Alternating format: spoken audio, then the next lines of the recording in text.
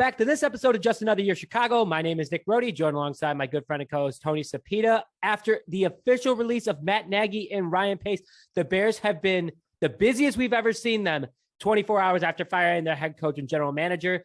That is something we are very, very happy about. And they're looking for candidates at both positions. They're not just focusing on one right now. A lot of defensive minds at head coach. One offensive mind that really stands out to us. There's a few, but there's one that really stands out to us, at least me personally. And then they also are interviewing a potential another Matt Nagy. Yikes. But don't worry, it's probably not going to happen. Still no word on Jim Harbaugh yet, but Brian Flores will be interviewed by the Chicago Bears. The Bears are the first team to interview him. So very excited about that. We will also have who we want out of this list and why at the end of the episode. So stay tuned for the end. But Tony, I know you got to say one thing about this entire list, and I know you're pumped about it. Yeah. So I just want to say one thing. Yeah. Like you said, after yesterday's disaster of a presser, George McCaskey, you got to keep the personal stuff out of just this. That was embarrassing is what that was. However, it does make me feel better as a Bears fan, knowing that, you know, anyone who's on Twitter right now, you just see Bears are interviewing this guy, like just going off. And I appreciate that because it feels like there's a sense of urgency. They're not just targeting three guys. They're getting busy right away. And that's what we need. It is likely that they'll sign a GM first so that the GM and head coach can get along. You know, you're doing it backwards if it's the other way around, but at the same time, it is the Chicago Bears. So we'll see what they end up doing. But until then, let's just jump into the potential GM. One quick comment. One super quick comment is the thing that George McCaskey did well yesterday, besides saying that his mom told him that he did a good job. And also just like the Olin Krutz comment was ridiculous. But one thing he did well is that he is reorganizing the structure so no one goes to Ted Phillips anymore. So you're going to the boss man. You're going to the top. Also, he has a consultant that's going to be consultants that are talking to him as well. So George McCaskey is doing what he has to do to learn as an owner, but still sell the team, sell it to someone who actually loves football and is quote unquote not just a fan. He said that yesterday and I was like, get out of here, guy. So Tony, let's start with the GM candidates. That's obviously who we want the Bears to sign first because that would make more sense as they will become a part of the process in hiring the next head coach. So who do we, there's a bunch of them already, which is kind of crazy. Yeah. The guys that are could potentially report directly to George McCaskey, which is slightly better than Ted Phillips, but that's a very low bar to clear. The Bears have requested to meet with I assume this is how it's pronounced. Morocco Brown, currently the director of college scouting for the Colts. Obviously, the Colts have built a great team. Carson Wentz is really the only downfall. He was with the Bears. He had a decent year. Just want to put that out. He had a decent year. I'm anti Carson Wentz. I think he stinks. But that's not the point. Was the Bear? He was with the Bears from 2001 to 2007. He was in a smaller scouting role. Yeah, like a fill-in scouting role. So the Colts, not as GM. We would have known that for sure. The Colts front office is getting a lot of Bears attention as they also want to speak with Ed Dodds, the VP of player personnel. He was a huge part of building the current roster and that culture in Indy. I love this pick. I love this pick. Like I'm already saying this is my GM right now. We're going to go to head coach. We're going to do head coaches at the end. But this guy gives me Theo Epstein vibes. You know, if you look him up, players love him. Players love talking to him. He's smart. He is so focused whenever he is there. He's not saying things to kind of everything's on the table or anything like that. He says things how it is.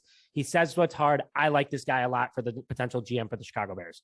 Yeah, I completely like really the Carson Wentz thing was honestly like Carson Wentz and maybe they just didn't have the best receivers, but I mean, that's like the offense. It's the best offensive line in football. Even with five guys all being injured, they'd still have like another starting line. So if your players like the guy who brings you in, can sell the team well, you're gonna have guys out there who want to win. So I'm excited for that.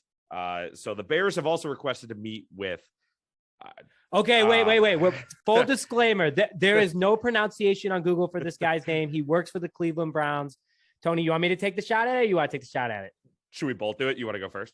Okay, I'll go first. Kwesi Adofo-Mensah. Okay, no one get mad at it. If you can Google and find the pronunciation, put the link in the comments, but do not he's a great candidate as well. But Tony, take your shot at it. No, I'm good. I think you nailed it. So What a name. Nowhere on, like we said, nowhere on Google does help with pronouncing. So if you want to send us a Twitter video of you trying to pronounce it, something like that, or correctly pronouncing it, please help us. Graduate from Princeton. Everything I've seen on it, Nick, I'm sure you too. Smart guy, just like intelligent, and that's and he respects players too. Like players love him a lot, like especially in his role of VP of operations. So yeah, another great candidate. Yeah, 100%. So the Bears have also reached out to, so they've been kind of sniffing on the Colts, the Browns in general. They've also reached out about Glenn Cook, the Browns' current VP of player personnel. So like we said, they are putting in work, and I appreciate it. They have requested to also interview Saints assistant GM Jeff Ireland. That was an easier name. Was the Dolphins GM from 2008 to 2013. Big red flag. Players didn't necessarily like him. Fans in Miami didn't like him, but I guess, I don't know about the fans in Miami. Screw them, but at the same time, if the players didn't like him, that's important. Yeah, Miami, come at me. I'll say it. I hate the heat still. He also asked Des Bryant in his visit to the Dolphins before he was drafted if his mother was a prostitute. If you guys remember that famous question, that's like, it's brought up every year at the combine. Like, here's the one thing you don't ask a player at the combine. It was that guy. So that is completely unacceptable. And the quick backstory behind it is that Jeff Ireland claimed that Des Bryant said that his father was a pimp. Completely inappropriate. Like, even if Des Bryant said it, that should be a red flag to you that your player is bringing up a subject like that. But for Jeff Ireland to engage in the conversation, and then Des Bryant came out and said, I never said that, completely inappropriate. And then Jeff Ireland still apologized. So Jeff Ireland obviously said that, completely unacceptable. Big red flag for me. I want nothing to do with it. And you know who the last guy was that we took from the Saints front office? His name was Ryan Pace. So just want to put that out there. And I like Ryan Pace. I like what he did recently, but he is not the answer. He is not with the Chicago Bears anymore. We're looking onto the future here. So Tony, let's move to coaches. I'm gonna kick us off. Tony's gonna get on a couple coaches that he likes as well. The first one, though, is the biggest shock to me, and that's former Eagles and Super Bowl winning champion coach Doug Peterson. Led the Eagles to a Super Bowl win over the Patriots in 2017. Meek Mill, love you, love that. Everything about that whole hype was so much fun back then. They were 13-3 and won the Super Bowl, but he's very similar to Matt Nagy stats wise. He had 5 seasons with the Eagles. Matt Nagy had 4. One standout season, 13-3 Super Bowl champs. Matt Nagy easily could have won the Super Bowl that year if Cody Parkey did not mess that up. Who did they lose to that year? The Eagles. The Eagles went 9-7 that season. They beat the Bears in the wild card, lost in the second round. They had 2 9-7 seasons. That was one of them right after. And then they lost in 2019 in the first round the following season. So Doug Peterson has 3 playoff appearances, 1 more than Matt Nagy, and he has a Super Bowl. That's great, but he barely beat the Bears and couldn't do anything the following year. His final season, 4-11. What was Matt Nagy? 6-11. 7-9 in his first season as the Eagles head coach, though. So just kind of crazy, like how similar these two guys are. And Doug Peterson was at camp this past summer on an invite from Matt Nagy. So just want to put that out there.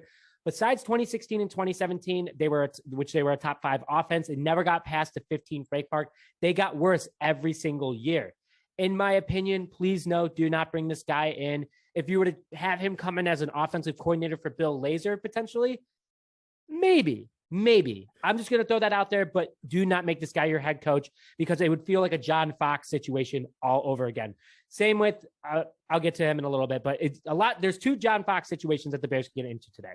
We're doing rapid fire, by the way, because there's a lot of guys to go through. We just want to make sure that we get all this information to you guys. The Bears also requested now going to the Bucs. And I was going to say this earlier is that the Bears are going to winning teams and asking to interview their guys. And Tony agrees with that. Tony has it written down here in a little bit in the script as well, but they're going to winning teams. And that's what the Bears should be doing with Matt Nagy. Matt Nagy got canned after Kansas City. Just want to put that out there as well. So anyway, going back to the coaches that we are requesting, defensive coordinator Todd Bowles from the Tampa Bay Buccaneers. He was the Jets head coach from 2015 to 2018, never made the playoffs, had 1 10-6 season. Strong defensive mind, has had Tampa in the top 10 defense for the last 3 seasons. Obviously a Super Bowl champion last year, potentially another one this year. Just another head coach, but a defensive minded guy. Speaking of the Bucs, now go to the offensive side of the ball. Guy we talked about before in one of our earlier episodes, offensive coordinator Byron Leftwich. Excuse me. Wow. I'm just rambling. Currently leading the number 1 yardage offense in Tampa Bay. Played in the NFL for 9 seasons as a quarterback. Won a Super Bowl as a backup in 2010 with the Pittsburgh Steelers. Was an offensive coordinator, obviously, for the 2021 Super Bowl champion Tampa Bay Buccaneers. Could help develop the offense. Works around his quarterback to their skills, which is something obviously is big, especially for developing Justin Fields. Formed everything around his talent. That's big. And Tom Brady being 40 plus years old, performing the way he is, you have to deal with your offensive coordinator along with working with the GOAT. Tony, any comments about Byron Leftwich? Yeah, I do like that they are going to these winning teams, like you said, because and I know we did it with Matt Nagy technically, but I think that was different. I think the biggest thing that they have to do though is, like they didn't necessarily do with Matt Nagy, is decide who is a product maybe of their head coach, is Byron Leftwich, doing better because of Bruce Arians, or is he elevating the team? That's their biggest thing to figure out. But I do like the path they're going down. Yeah, just say, let's just take the winner and put them on the loser. Hopefully it works out. I think it will, but they just got to make sure they do it right. And it's not like they're bad coordinators either. These guys have proven themselves over and over again. So moving on to a team that they also are they're talking to the Bills for their offensive defensive coordinator. Let's start with the offensive guy. And this guy is who the Bears fans really want. Earlier during the season, they still want him now, and I think is probably arguably one of the better candidates, is Brian Daboll, offensive coordinator for the Buffalo Bills. He has never been a head coach, but he's a great offensive mind. Cough you, Tony. I saw you cough. A big reason why Josh Allen has broken out for the Buffalo Bills. Josh Allen did not start off hot in Buffalo. Everyone thought he could be a potential Mitchell Trubisky. Mitchell Trubisky's the backup there, ironically. But he has had a top 10 offense the last 3 seasons for the Buffalo Bills. The Bills watch out for the Bills in the playoffs. Bills Mafia is someone not to mess with. Comes from the Bill Belichick line of coaches. Always a good thing to have. Just want to throw that out there. Speaking of the Bills, going back to their defensive coordinator, who the Bears also requested the interview. The Bears requested to meet with defensive coordinator Leslie Frazier, ex-Super Bowl champion with the 1985 Chicago Bears, knows the NFC North very well from his time with the Vikings from 2007 to 2013. He was a head coach for his final 3 seasons, only went to the playoffs one time in 2012. Didn't really work out all that well, but he won a Super Bowl 41 with the Indianapolis Colts. Who did they beat in that Super Bowl? The Chicago Bears. Currently leading the number 1 defense of the Buffalo Bills. Could help teach Sean Desai a thing or two. Could also help bring the defense back to the top. But another John Fox situation. An experienced coach coming in that does have head coaching experience is better off as a coordinator in the NFL, in my opinion. So Tony, now there's a lot of coaches. So I wanted to give Tony a little bit, give me some time to breathe. There's a couple more guys on this list, and some of them are pretty big names. So let's go through those 4 names. Yeah, so this was the big one, came out this morning that I think people were kind of, ears perked up for sure. And I think as we dig into it more, we'll be more interested in him. They have requested to meet with the Packers offensive coordinator Nathanial Hackett. Yes, it's going across enemy lines, but at this point, can you blame us with how well their offense is played? I mean, it's almost become not a rivalry with the Packers. Like, we have to do something, And yes, they have Aaron Rodgers, but there's a guy calling the plays out there. For him to have just kind of for him to play with those skills. That's what Justin Fields needs. If anything, too, maybe we'll just distract him enough and they'll, force him to lose in the playoffs. Who knows? But 2017, that is a top 10 defense with Blake Bortles under center. He has had a top 3 offense in the last 3 seasons with Green Bay. My apologies. Yes, obviously, again, that's with Aaron Rodgers. But then also look at, besides Devontae Adams, the offensive weapons he's really had to work with. I know you have Aaron Jones too, so I guess it's actually either way. But the stats don't lie. But he's had no offensive line the last 2 seasons. Just want to throw that out there. So there are obviously, Aaron Rodgers, Devontae Adams, Aaron Jones, obviously really good. But then also like your next best receiver, like Alan Lazard, maybe. Like it's kind of a big drop off. So the stats don't lie. He's got a hell of a playbook. It's definitely, I know he's a Packer, but we don't really have a leg to stand on in that rivalry situation. Next guy that the Bears have requested to meet with, Colts defensive coordinator Matt Eberflus. I think I nailed that. Yep. Or I didn't, who knows, but one of the most respected assistant coaches in the NFL. I was excited to see this one when that came across the old timeline. He helped build this Colts defense from the ground up. And if Nick, this guy, anything on him? Yeah, I mean, again, you said it. He's one of the most respected assistant coaches in the NFL, especially in Indianapolis, not a smaller market team, but a mid-market team.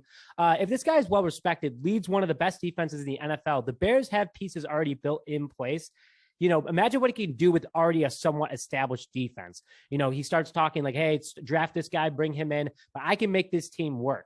Other current assistants will want to play for him as well. If he is well respected, he can bring in the best assistants available and kind of lure some away while he's building his coaching staff. The only guy I could see staying is Sean Desai, which he could be a great mentor for him as well. So overall, I think that this could be a very strong signing as well. This isn't my guy that I picked as of right now to be the Bears head coach, but another very strong candidate, especially if they bring in someone from the front office for the Chicago Bears from the Indianapolis Colts. So Tony, This is your big guy.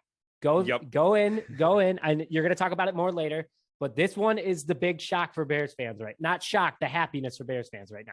Yeah, so the Bears will meet. It has been reported they will meet with former Dolphins head coach Brian Flores. That's a huge opportunity. Absolutely a shocking firing by the Dolphins because there was really nothing like too bad. Like Tua was objectively bad and then got objectively better. Like it made no sense. And maybe they're trying to do like, was it the Raptors? They fired their coach after making it to the Eastern Conference Finals, bringing the next guy, but it just didn't make any sense. It's a great defensive mind, holds players accountable, makes it known who the leaders of the team are. And like I said, who knows if I'll talk more about it later, no spoilers, but that's a guy that I would really like to see the Bears really look into. A guy I personally do not want the Bears to look too much. I'm with you on this.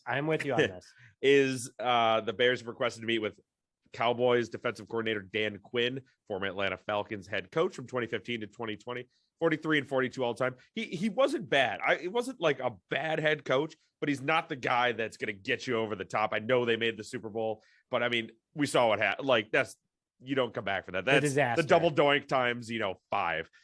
So the 2 winning seasons in Atlanta, 1 500 season. The rest were losing seasons. Defensive mind, great defensive coordinator. He's a Vic Fangio type, I think, where he's great. Like if we had a defensive coordinator position open, then we could talk about it. I think he's been awesome with Dallas, but I do not want him as the head coach necessarily. He's leading the number 2 defense in the NFL currently. Led Atlanta to the Super Bowl, like we said, but just not a guy I'm that interested in personally with the other candidates. Yeah, and I was kind of hoping to see offensive coordinator from Dallas instead of defensive coordinator. Dan Quinn's a very respected guy, leads a very strong defense, but overall, I think that the Bears should go to an offensive mind, and that goes perfectly into who I want as the Chicago Bears head coach. Now, hear me out. Just everyone hold on to your seat. Nathanial Hackett. Now, wait. Just hear me out, please. He knows the NFC North. He knows the Packers.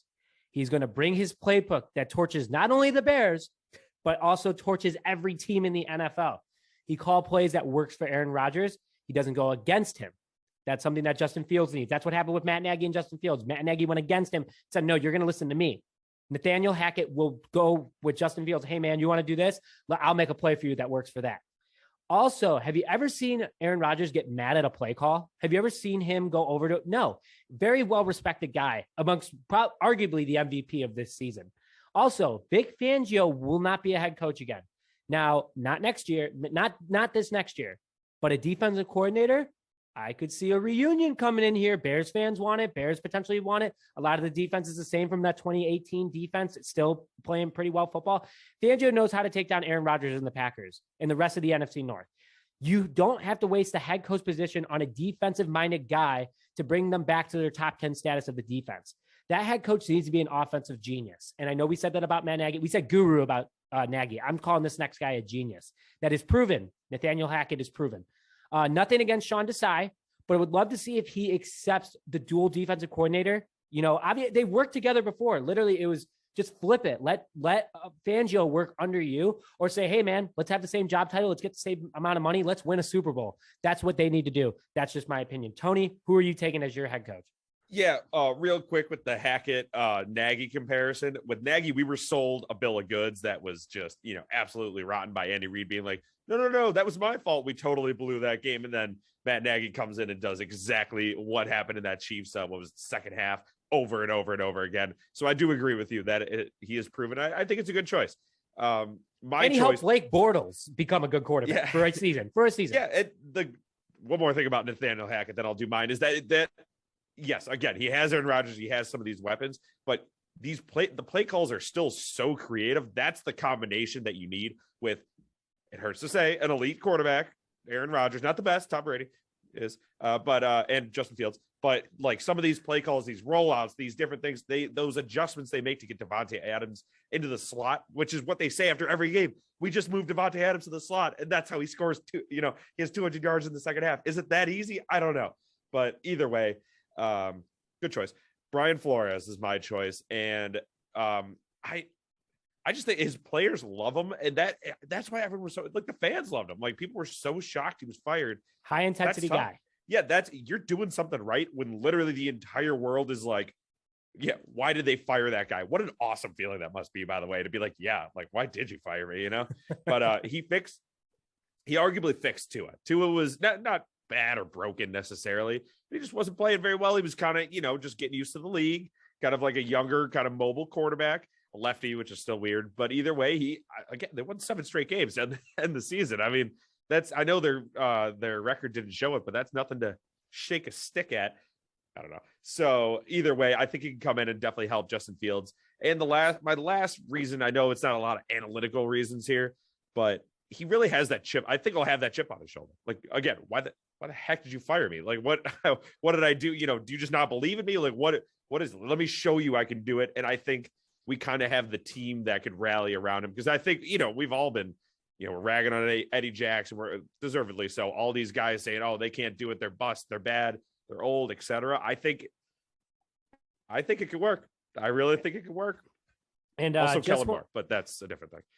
Just want to also throw out there really fast, and I'm just confirming that there's like a funny storyline, like how like the NFL weirdly twists things. What team is the team that is the only team that beat the Bears in 1985? The Miami Dolphins. Who is he coming from? The Miami Dolphins. Could the Bears go 17-0 next year? You never know. And I'm just confirming right now, and I'm sorry I didn't have this up earlier. I was seeing if we do play the Dolphins next year, and we play the Dolphins, I believe, at home. Oh, it'll be, baby. Virginia McCaskey's 100th birthday. Oh, could you imagine? That would be the official announcement of the Arlington mega super dome or whatever the heck we're building. Coming at the end of 2022, the start of the new season. Meaning they'll have to give us a Super Bowl after it's built, because that's how the NFL works, which I'm fine with. We're already on the season ticket waiting list. There isn't even a list yet, but we're on it. So that is the Bears head coaches and GM search as of today. We are ending this recording at 12 p.m. Central Time. This was a longer episode, but the Bears have a long list of people they're going through, and they're doing all the right things. So with that, thank you very much for joining this episode of Just Another Year Chicago. My name is Nick Brody, joined alongside Tony Sapita. We'll see you guys later.